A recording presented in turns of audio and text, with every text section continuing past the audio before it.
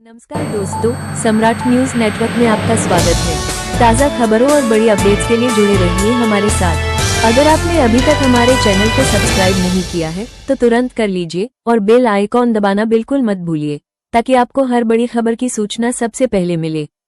तो चलिए शुरू करते हैं आज की खास खबरों के साथ।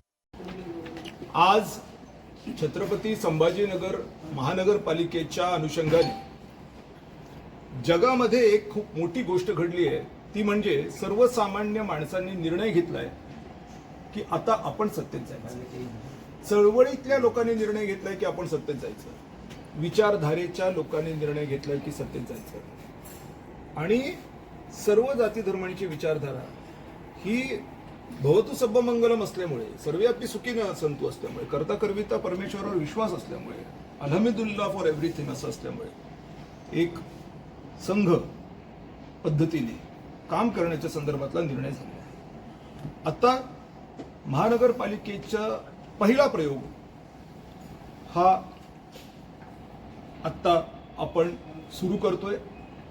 या उद्देशाने ही सगळी इथे जी आम्ही उपस्थित झालेली चळवळीतली आणि सर्वसामान्य पार्श्वभूमीची लोक आहोत, यांनी मिळून एक निर्णय घेतलाय की महानगरपालिका लढवायची आहे आणि प्रस्थापित जे लोक आहेत, जे खरं तर चळवळीच्या आधारेच तिथे पोहोचलेत पण ते चळवळीचे राहिलेले नाहीत, अशांना आता विस्थापित करायचं। कारण की त्यांनी ज्या उद्देशाने त्यांची चळवळ अशा पद्धतीच्या वाममार्गाला नेली, त्यांना विस्थापित केल्याशिवाय जग वाचणार नाही आहे। आणि म्हणून त्या अनुषंगाने पहिला हा आजचा निर्णय आमचा आम्ही जाहीर करतोय। अर्थात जरी मी जाहीर करत असलो तरी हा संघटन सगळ्यांचं असल्यामुळे मी फक्त एक प्रवक्ता म्हणून जाहीर करतोय, बाकी हे सगळं सर्वानुमते ठरलेलं आहे। म्हणून महानगरपालिकेच्या निवडणुका आम्ही लढतोय आणि आघाडीचं नाव हे भारतीय समाज आघाडी असं ठेवण्याचा निर्णय घेण्यात आलेला आहे।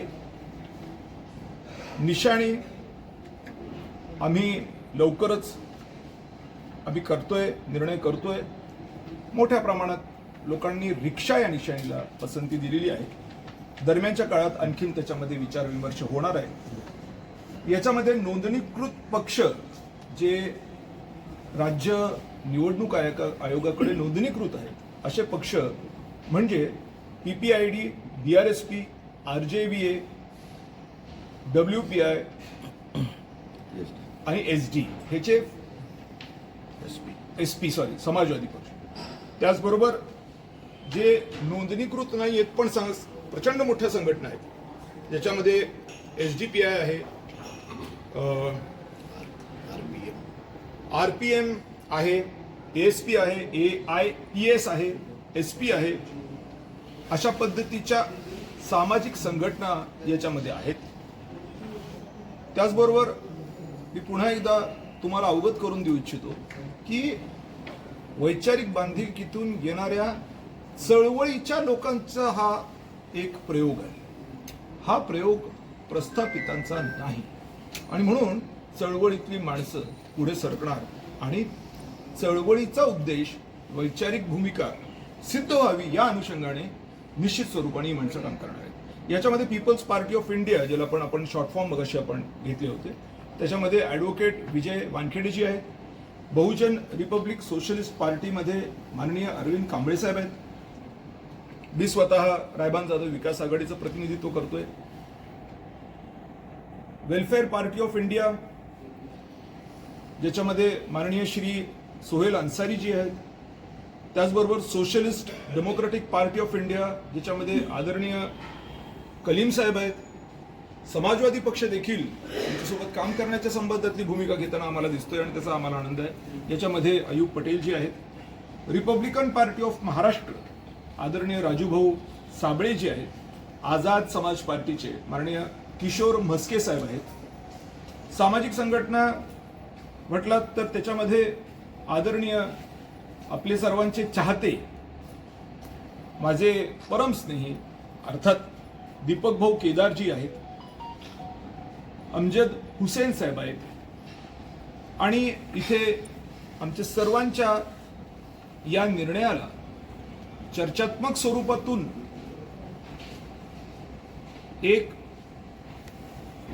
फायनल किंवा शेवटचा जो ज्यांच्या सगळ्यांच्या सहकार्याने हा निर्णय आम्ही इथे आता जाहीर करतोय. याच्यामध्ये आदरणीय Narayan Jadhav, Sunil Salve, Shri Suresh Shingare sir, Anami Mote sir, More sir, Harshal Lakhpatiji, Sunil Kharatji, Pradeep Dhanedarji, Ashok Sirsatji, Pravin Jadhavji, Pravin Arif Shahji, Mubashir Farooqiji, Balu Shejwalji, Vijay Shingareji, Shaikh saheb आणि मनीष शेळकेजी अशी ही सगळी मंडळी, ही सुद्धा मान्यवर मंडळी या ठिकाणी उपस्थित आहे. आता हा जो प्रयोग आम्ही करतोय आणि जी भूमिका आम्ही मांडतोय ती भूमिका मुळातच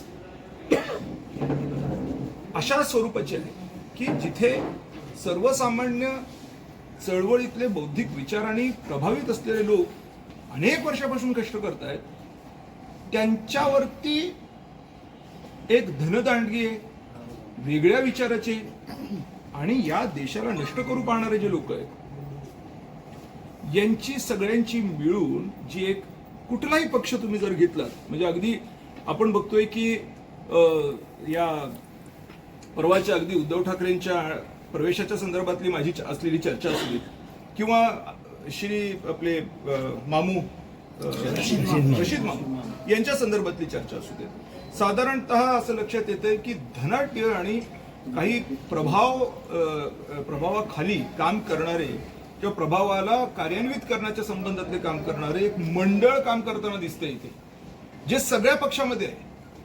आणि या धनाढ्य लोकांनी आमच्यावरती जे चळवळीतले आहेत, बौद्धिक पात्रतेचे आहेत, बौद्धिक क्षमतेचे आहेत, बौद्धिक वैचारिक बैठकीचे आहेत, मुळात यांच्यावरती कुरघोडी करण्याचा जेव्हा निर्णय घेतला त्यावेळेला प्रत्युत्तर तर द्यावंच लागलं. आणि म्हणून सर्वसामान्यांच्यासाठी हे प्रत्युत्तर म्हणून आम्ही सगळेजण तयारी करतोय. आमची सगळ्यांची एवढीच अपेक्षा आहे की या एकंदरीत प्रयत्नाला सर्वसामान्य लोकांनी आशीर्वाद द्यावे, नाही तर आत्ताची जी परिस्थिती आहे ही अत्यंत चिंताजनक आहे.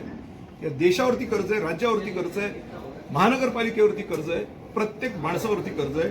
हे अशाच पद्धतीने जर चालत राहिले तर हे फार दिवस जाणार नाही. आमचे जे प्रमुख मुद्दे आहेत ते खालीलप्रमाणे आम्ही घोषित करीत आहोत.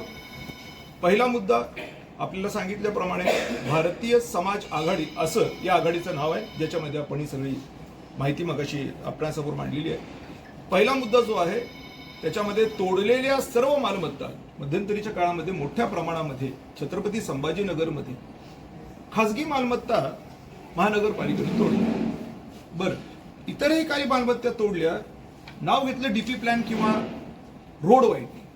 आता मुळातच कंगाल असलेलं केंद्र सरकार आणि कंगाल असलेलं राज्य सरकार हा रोड कुठून बांधणार होतं. पण मग बांधायचं जरी असलं तरी महाराष्ट्र लँड रेव्हेन्यू ऍक्ट जो आहे त्या अनुषंगाने नुकसान भरपाई घेऊनच तो बांधायला हवा होता. समृद्धी हायवे बांधताना काय सरळ जाऊन थोडी घुसलेत, त्याचे पैसे दिलेले आहेत, सर्वश्रुत आहे. बघ छत्रपती संभाजीनगरमध्ये असं का घडलं, पण ते घडलंय. हे कोणाच्या भरोशात घडले? काणे त्यावेळेला हे लोक आले आणि काणे हे लोक बोलले की अरे हे चुकतंय, एक तर त्यांचं ज्ञान कमी पडतंय किंवा ते त्याच्यामध्ये सामील आहेत, असाच त्याचा अर्थ निघतो. म्हणून सगळ्यात पहिला मुद्दा जो आम्ही घेतलेला आहे की आमची सत्ता आली की सगळ्यात पहिल्यांदा आम्ही जे करणार आहोत ते म्हणजे तोडलेल्या सर्व मालमत्तांना रोख नुकसान भरपाई आम्ही देणार आहोत, जे ऑलरेडी तुटलेले आहेत. दुसरा महत्वाचा मुद्दा, नवीन एकही मालमत्ता कायद्याच्या अनुपालन केल्याशिवाय तोडू देणार नाही. महानगरपालिकेचा आयुक्त असो का राज्य सरकारचं कोणी असो, आम्हाला काय पडलेलं नाही. का? ही स्थानिक स्वराज्य समिती आहे. स्थानिक स्वराज्य समिती याला स्थानिक स्वराज्य म्हटलं गेलेलं आहे का? कारण की त्याचे स्वतःचे अधिकार आहेत. त्याच्या कार्यक्षेत्रामध्ये निश्चितच केंद्र सरकार जसं राज्य सरकारला काही गोष्टी सांगत असतं तसं राज्य सरकार महानगरपालिकेला, जिल्हा परिषदला काही गोष्टी सांगतं, पण अधिकार मात्र त्यांचे असतात. याच्यात कुठलीही मत नाही. आणि म्हणून निश्चित स्वरूपाने हे आम्ही करू. नवीन एकही मालमत्ता कायद्याचं अनुपालन केल्याशिवाय तोडणार नाही. आणि कायद्याचं अनुपालन म्हणजे काय तर याचा सगळा अभ्यास करावा लागणार आहे. किती जागा आपण घेतोय तर ती नेमकी आपण घेत असताना ते ज्याच्यासाठी आपण घेतोय आता कांचनवाडी परिसरामध्ये विनाकारण घरं तोडून ठेवली आहेत आणि रोड बांधायचा पत्ता नाही. मग कशाबद्दल तोडली ती घरं? तुम्हाला बुलडोझरवाल्याकडून पैसे खायचे होते म्हणून तोडली काय? हे नालायकने तर काय म्हणावं लागतील? हे होईलच जेव्हा इलेक्शन येईल. खिशात नाही आणा बाजीराव म्हणा, कशाबद्दल बाजीराव म्हणा, काय आहे तुमच्याकडे जे तुम्ही घरं तोडून तिकडे काय हे करणार आहात? रोड बनवायच्यासाठी तुमच्याकडे पैसे नसताना घरं तोडण्याची गरजच काय आहे? आणि आता घरं तोडली आहे तर कायद्याप्रमाणे तोडली पाहिजेत. म्हणून याचा अभ्यास केल्याशिवाय आम्ही हातच लावू देणार नाही कोणाच्याही घराला. त्यानंतर तिसरा मुद्दा जो महत्वाचा आहे, शासकीय नियमानुसार नागरी सुविधा पुरवठेपर्यंत कुठलाही कर महानगरपालिकेला घेऊ देणार नाही आम्ही. ही गोष्ट खरी आहे आणि हे सगळं कायद्यानुसार आहे. महाराष्ट्र महानगरपालिका अधिनियम याच्या तरतुदीनुसार आहे की तुम्ही काय दिल्यावरती तुम्हाला काय घेता येतं. आणि त्या तरतुदीच्या संदर्भामध्ये तुम्हाला आठवत असेल की मी स्वतः महानगरपालिकेच्या गेटवर बसून चॅलेंज केलं होतं त्यावेळेच्या अभिजित चौधरींना की या आणि सिद्ध करा की मी चुकलोय. नाही येऊ शकले. उलट स्मार्ट सिटी मधल्या सिमेंट रोडची कामं कमी करून त्यावेळेला पाणी पुरवठा फिल्टर जे हर्सुलचं बंद पडलेलं होतं ते सुरू केलं गेलं आणि तदनंतर हडको आणि सिडको या परिसराला स्वच्छ पाणी आलं. म्हणजे पैसे कुठे खर्च करावे याची सूत्राम सुद्धा मी त्यांना एकच प्रश्न विचारला होता की स्मार्ट सिटी बांधण्यासाठी सिमेंट रोडला तुम्ही 250 कोटी देताय, जेव्हा तुमच्याकडे प्यायला पाणी नाही त्या सिमेंट रोडचं क्युरिंग कुठून करणार आहे? हे पैसे आमचे आहेत, सर्वसामान्य लोक, तुमच्या बापाचे नाही आहेत. त्यामुळे हे खर्च करत असताना डोकं ठिकाणावर ठेवून खर्च करा. त्यावेळेला मला आठवतंय की घोडेलेजी हे अभिजित चौधरींना भेटले आणि म्हटले अहो काय चाललंय, 250 कोटी रुपयाची रस्त्याची कामं तुम्ही बंद करताय आणि ती कामं काय पाणी पुरवठ्यासाठी वापरते, ते पैसे काय तुम्ही पाणी पुरवठ्यासाठी वापरणार आहात? हे प्रश्न विचारलेत त्यांनी, त्याचे पुरावे आहेत माझ्याकडे. म्हणून नागरी सुविधा पुरवेपर्यंत आम्ही कुठलाही कर महानगरपालिकेला घेऊ देणार नाही. नाही म्हणजे नाहीच. तुम्ही नागरी सुविधा पुरवा आणि मग तुम्ही कर घ्या. पैसे पाणीपट्टीचे भरायचे आणि पाणी मात्र जारमधून आणायचं, हे कोणते धंदे आहेत? म्हणून ते आम्ही ते होऊ देणार. बरं, चौथा मुद्दा, महानगरपालिकेच्या 2010च्या अगोदरची शासकीय अतिक्रमण जे आहे, झोपडपट्ट्या विशेष करून, हे जे मध्यंतरी चाललं की झोपडपट्ट्यांना इकडनं उचला आणि कुणीकडे तरी जमीन घेऊन द्या आणि मग तिकडे जाऊन त्यांना वसवा. कसं शक्य आहे? अहो जे वसाहती वसले आहेत त्यांना तुम्ही काही देईना. त्या शहराला 15-15 दिवसाला एकदा पाणी येतंय. नवीन वसाहत कधी वसवणार आणि कधी त्यांना पाणी देणार तुम्ही? त्यामुळे हे असला पानसटपणा, लोकांना खोटं बोलणं, अशिक्षितपणाचं लक्षण सातत्याने प्रदर्शित करणं, हे या गोष्टी या चुकीच्या आहेत. शासनाचा जो GR आहे, अर्थात शासनाचे काही GR सुप्रीम कोर्टाच्या अनुषंगाने निघतात, सगळेच काही शासन स्वतः करतं असं होत नाही. म्हणून शासनाचा एक GR आहे की जी अतिक्रमणं 2010च्या अगोदर निवासी प्रयोजनासाठी केलेली असेल, म्हणजे घर बांधलं असेल तर 500 स्क्वेअर फीटापर्यंत जर ती जागा असेल तर ती जागा संबंधित व्यक्तीच्या नावावरती करून टाका आणि त्याला तिथेच जागेवरती घरकुल द्या. त्याचबरोबर 1500 स्क्वेअर फीट पर्यंत जरी ती जागा असली तरी देखील दर आकारून ती जमीन त्याच्या नावावरती करून द्या. हा शासनाचा GR आहे. मग शासनाचा हा GR असताना याचं अनुपालन या लोकांनी केलं नाही, याचं काय कारण? यांना कसलं करायचंय नाटकं, त्याच्यावरती राजकारण करायचंय? आम्ही नाही करणार. आम्ही थेट ज्या काही अशा पद्धतीच्या झोपडपट्ट्या आहेत त्यांना जागेवरती ती जमीन आम्ही नावावरती करून देऊ शासनाच्या निर्णयाप्रमाणे. कारण आमचा अभ्यास आहे. आम्ही बिना अभ्यासाचं काही बोलत नाही. कुठल्या कायद्याचं भान न ठेवता कुठल्या गोष्टी आम्ही चर्चा करत नाही. संविधान आमच्यासाठी सर्वश्रेष्ठ आहे आणि त्याचाच आम्ही पाईक आहोत. म्हणून या सगळ्या झोपडपट्ट्यांना आहे त्या ठिकाणी नावावरती करून देण्याच्या संदर्भातली आमची भूमिका. एवढंच नाही तर त्यांना तिथं घरकुलही आम्ही करून देऊ. पाचवा मुद्दा, शत्रू मालमत्ता नावाचा जो प्रकार सातत्याने पुढे येतोय, कटकट गेट या परिसरामध्ये अनेक लोकांना शत्रू म्हटलं गेलेलं. ते शत्रू कसे असू शकतात? त्यांना सिटिझनशिप आहे इंडियाची. बरं, एवढंच नाही तर त्यांना पासपोर्ट पण आहे. सगळी माणसं आपली आहेत. त्या प्रॉपर्टीवर जे राहत आहेत ती शत्रूची कशी असू शकते? ते भारतामध्ये अंतर्भूत झालेली प्रॉपर्टी आहे. 1968 साली काँग्रेसने ते करून ठेवलं. 2017 साली पुन्हा भारतीय जनता पक्षाने आगाऊपणा काहीतरी करून ठेवला. यातनं आज मुकली आहेत लोक. हो, तुम्ही सिटिझनशिप देता, तुम्ही त्यांना पासपोर्ट देता, त्याच्यामध्ये ऍड्रेस लिहिता त्यांचा जिथं ते राहत आहे, पण ते नावावर करून देत नाही. हा काय प्रकार आहे? हा देशद्रोह आहे. म्हणून अशा पद्धतीच्या ज्या प्रॉपर्टी आहेत त्यांना काही कायदेशीर तरतुदीच्या अनुषंगाने त्यांच्या नावावर करून देण्याच्या संदर्भातली भूमिका, स्थानिकांच्या नावावरती करून देण्याची संदर्भातली भूमिका आम्ही इथं जाहीर करतोय. त्यामुळे शत्रू मालमत्ता या स्थानिकांच्या नावावरती करून देण्यात येतील असा आमचा शब्द आहे. सिडको हडकोची घरं लिमिटेशन ऍक्ट 1963 प्रमाणे नावावर करून देऊ, ही गोष्ट खरी आहे. कारण लिमिटेशन ऍक्ट 1963 स्पष्टपणे म्हणतोय की 20 वर्षाच्या वरती खासगी किंवा सरकारी जमिनीवरती जर तुम्ही राहत असाल तर त्या जमिनी या तुमच्या नावावर करून देण्यात याव्या का? कारण त्याचं लिमिटेशन संपलंय वाद करण्याचं, वाद होण्याचं लिमिटेशन पिरियड संपलंय म्हणून ते नावावरती करून द्या असं लिमिटेशन ऍक्ट 1963 म्हणतो. मग सिडको हडको या संदर्भात जे वाद करतं की ही आमची जमीन आहे आणि मग ती फ्री होल्ड करा वगैरे वगैरे, त्याच्यात अतुल सावे आणि कोटकोट माणसं असतात, ती कशाबद्दल करते? हा ऍक्ट कोणाचा आहे? हा गव्हर्नमेंटचा ऍक्ट आहे. त्याचं अनुपालन का होत नाही? आमचं म्हणणं आहे की त्याचं अनुपालन झालं पाहिजे आणि ते आम्ही अनुपालन करण्यासाठी संपूर्णतः कटिबद्ध आहोत. सिडको हडकोच्या तमाम नागरिकांनी याकडे लक्ष स्वतःचं वेधून घ्यावं. 7वा मुद्दा एक आमचा आहे ड्रेनेज, पाणी, कचरा, वाहतूक व्यवस्थापन इत्यादी सुविधांसाठी. आणि हा सगळ्यात महत्वाचा मुद्दा आहे का? कारण की आज आपण बघतोय की पूर्णपणाने फायनान्शियली आपण कोलॅप्स झालेलो. देशाकडे मिलिटरी परमनंट नाहीये, राज्याकडे आमदार फंड द्यायला आमदारांना फंड नाहीये. मुख्यमंत्री देवेंद्र फडणवीस काहीही भाषण करतील पण मुख्यमंत्री देवेंद्र फडणवीस स्वतःला आमदार जे आहेत ते यांना मुख्यमंत्री देवेंद्र फडणवीस हे आमदार देवेंद्र फडणवीसांना एकही रुपया आमदार फंड देऊ शकलेले नाहीये. अर्थमंत्री अजित पवार हे आमदार अजित पवारना एकही रुपया देऊ शकलेले नाहीये. उपमुख्यमंत्री एकनाथ शिंदे हे आमदार एकनाथ शिंदेने एकही रुपया देऊ शकलेले नाहीये. हा प्रकार काय आहे? मग तिथे काही नाहीये ते इथे कुठून आणणार आहे? हे करून देऊन ते करून देऊन असं करून देऊन तसं करून काय करणार? तुम्ही स्वतःला दिले का ते पहिले सांगा. आणि माझं तुमच्या माध्यमातून आमच्या आघाडीच्या वतीने जाहीर त्यांना आव्हान आहे, सिद्ध करून दाखवा की तुम्ही आमदार फंड दिलाय.